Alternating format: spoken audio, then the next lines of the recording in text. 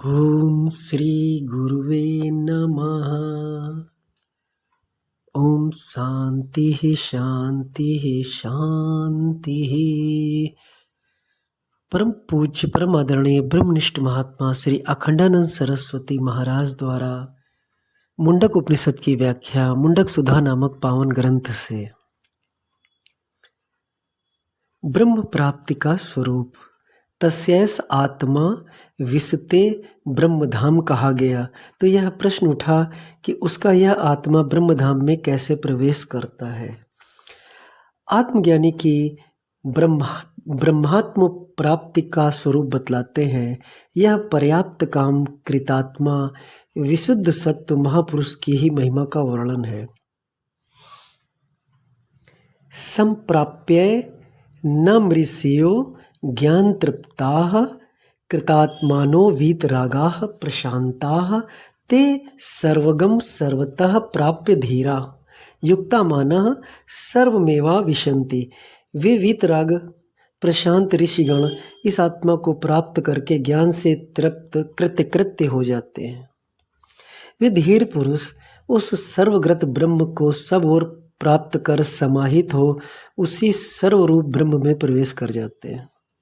संप्राप्य न मृषियो अर्थात ऋषि इस परमात्मा को प्राप्त करके ज्ञान तृप्त हो जाता है। ऋषि दर्शनात् जो देखता है उसे ऋषि कहते हैं। स्तोमा ददर्श वह जो ऋषि ध्यान लगाकर बैठा तो उसे अपने भीतर मंत्र दर्शन हुआ। वेद मंत्र बताए नहीं जाते, बने बनाए दिखते हैं। यह बात सामान्य रूप से ज्ञात नहीं होती। मुझे अनेक बार स्वप्न में दिखता था कि मेरे मुख से बड़े सुंदर सुंदर श्लोक निकल रहे हैं। जो श्लोक कभी पढ़े न सुने वे शार्दूल विक्रीडित मालिनी स्नग्धरा शिखरणी आदि छंदों के श्लोक मैं बोल रहा हूँ। यदि जागृत में कभी उन्हें स्मरण करके लिख देता तो वे बहुत उत्तम श्लोक होते थे। यह क्या हुआ? मेरे स्वप्न में एक कवि का जन्म होता था और वह काव्य को रचना करता था।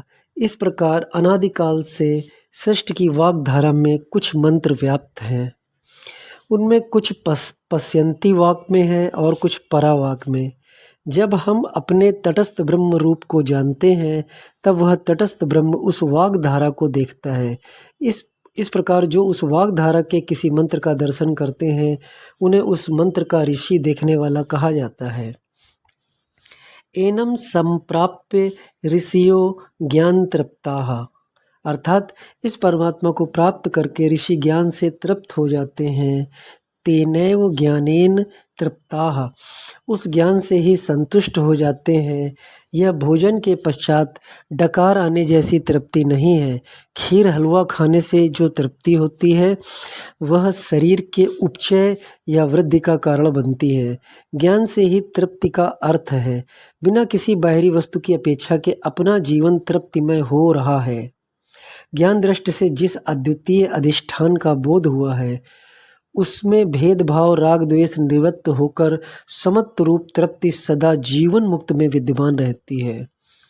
कृतात्मानो वीतरागाः प्रशांताः अविद्या कल्पित अनात्म रूप का अपनयन करके अपने नित्य सिद्ध में ही निष्पन्न है। वेदांत मत में अविद्या के संबंध में दो मत हैं। नंबर 1 मूर्खता ही मूला विद्या है और नंबर 2 मूर्खता या ज्ञान का कारण मूला विद्या है।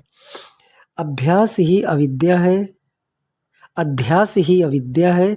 यह एक पक्ष है। तो दूसरा पक्ष है अध्यास भ्रांति रूप वृत्ति रूप है और उसका कारण अविद्या है। व्याकरण शास्त्र में पहला पक्ष मान्य है। वे कहते हैं जैसे कोई पूर्व को पश्चिम समझे तो यह भ्रम बुद्धि में है, वैसे ही यह भ्रांति भी बुद्धि में है कि हमने अखंड अद्वितीय परमात्मा को जीव समझ लिया है।